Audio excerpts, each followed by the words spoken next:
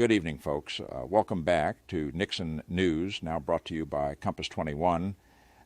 You see, my old stomping ground at the Ministry of Propaganda has been privatized and sold off under a new neoliberal government, all in the name of increasing productivity and pleasing shareholders, of course. But fear not, the grumpy old news anchor you know and love is still here to cut through the nonsense and get to the heart of the matter. So we've got a special announcement tonight as part of our ongoing effort to bring you the most insightful and comprehensive coverage from around the globe.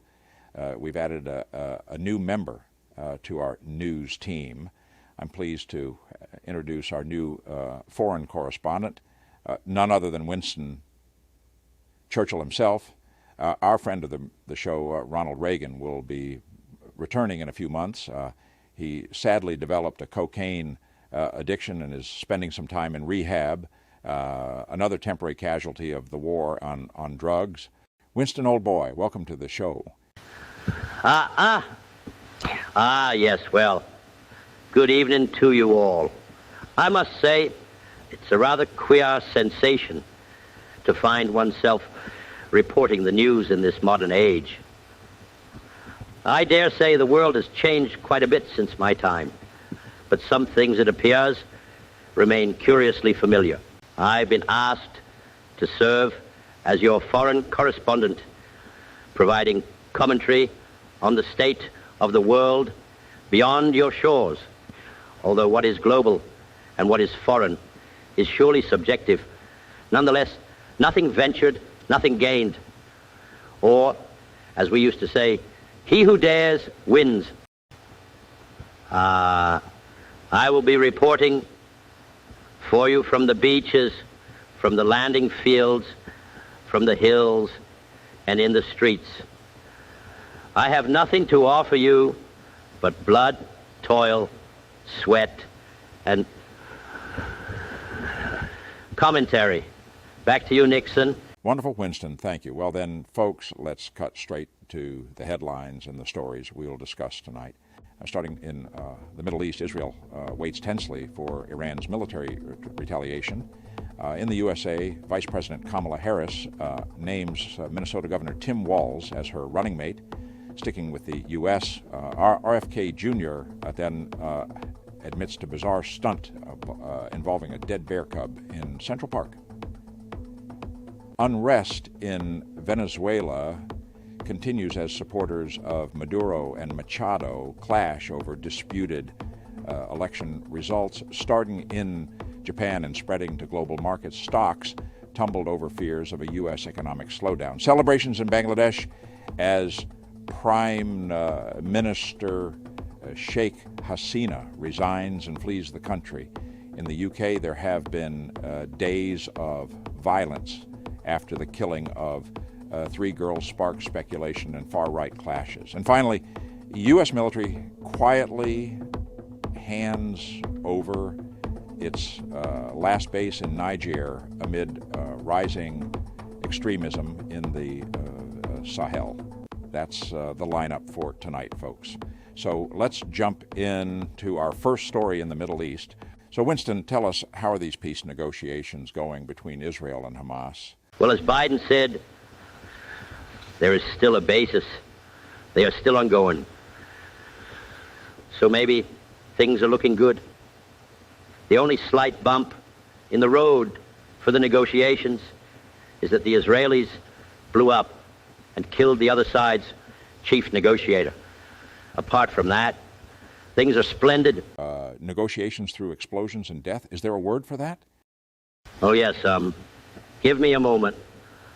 Yes, it's war. Oh, Winston, you have such an impressive command of the English language. I love it. Tally-ho, old chap.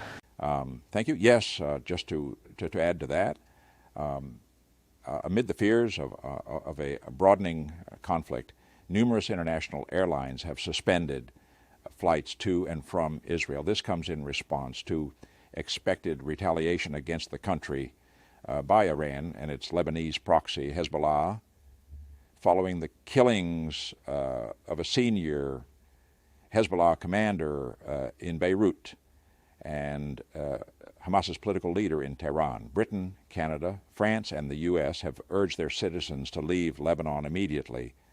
Tens of thousands of Israelis are unable to come home, adding to the sense that the country is no longer in control of its own fate and has no clear plan for quieting its many conflicts. To add to that, the notorious organization known as Hamas made a most consequential announcement. Yahya Sinwar, the presumed architect of the grievous attacks perpetrated against Israel on the 7th of October, has ascended to the position of the group's political leader. This maneuver undoubtedly consolidates his grip on power as Hamas continues its ferocious struggle against Israel in the besieged territory of Gaza. Sinwar steps into the role vacated by Ismail Haniyeh, who met his demise in that cataclysmic explosion in Tehran just last week. Naturally, both Hamas and their Iranian benefactors have laid the blame squarely at the feet of Israel, though the Israeli state has not deigned to confirm or deny their involvement in this clandestine operation. Since 2017, Sinwar has held the reins of Hamas in Gaza, ruling with an iron fist from the shadows, or more precisely, from the labyrinthine tunnels that snake beneath the enclave. A native of the Gaza Strip, Sinwar's life has been marked by his incarceration in an Israeli prison, a captivity that ended in 2011 through a prisoner exchange with Israel.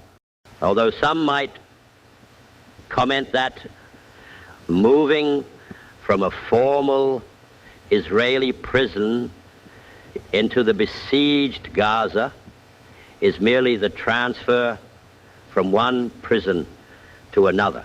But hold on, Winston, you've got to respect the absolute brass balls on those Hamas guys. Israel assassinates their leader, and what do? Appoint the guy who supposedly masterminded their audacious attack on October 7th. Indeed, old boy.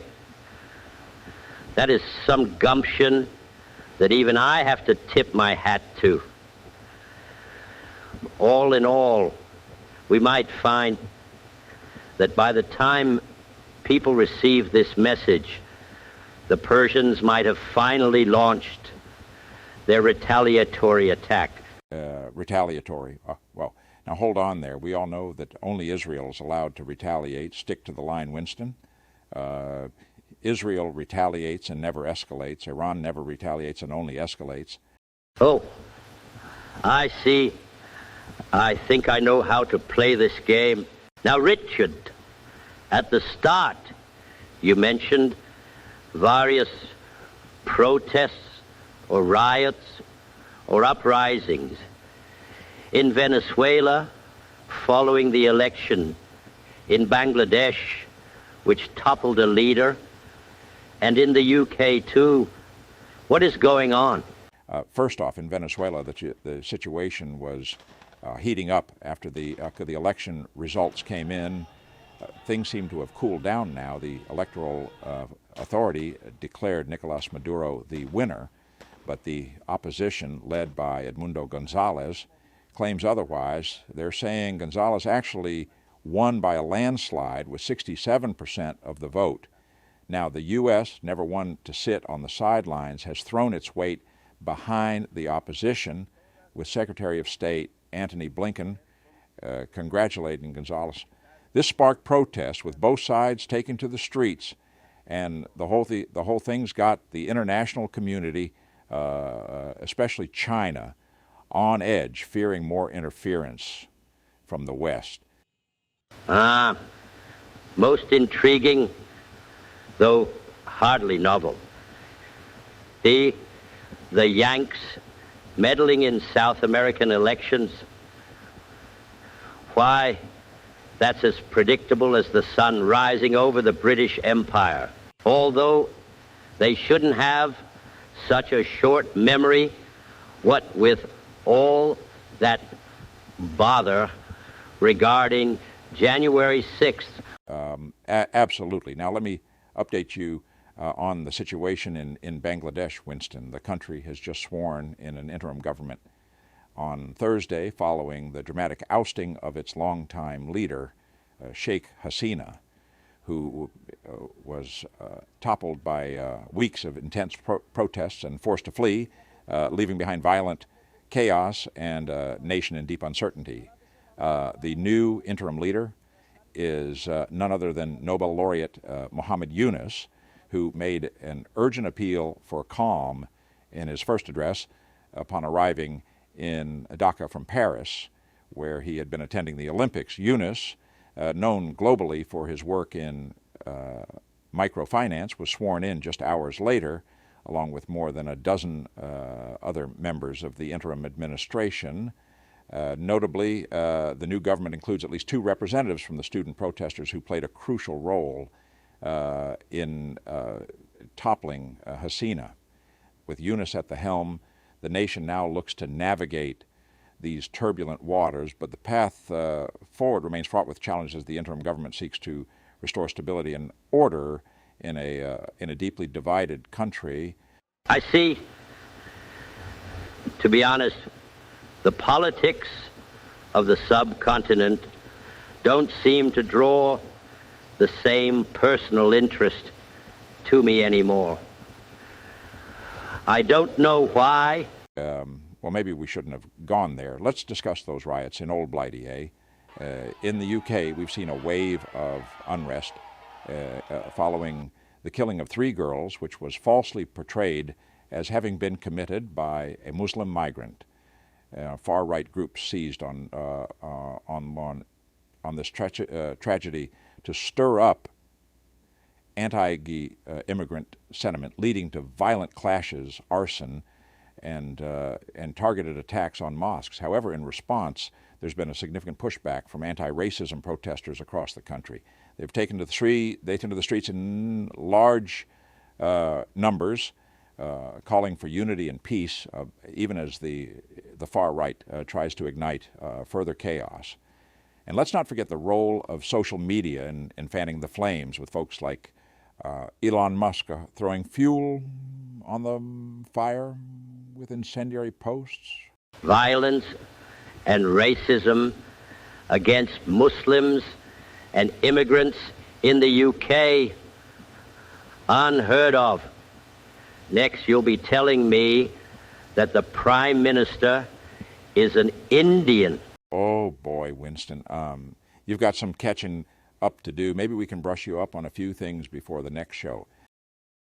All right, Winston, let's end on a lighter or perhaps more bizarre note. You won't believe this one. It's the kind of story that makes you wonder just how far people will go to stay in the headlines these days. And so here we have Robert F. Kennedy Jr., an independent presidential candidate who decided to share a rather, shall we say, peculiar tale from his past.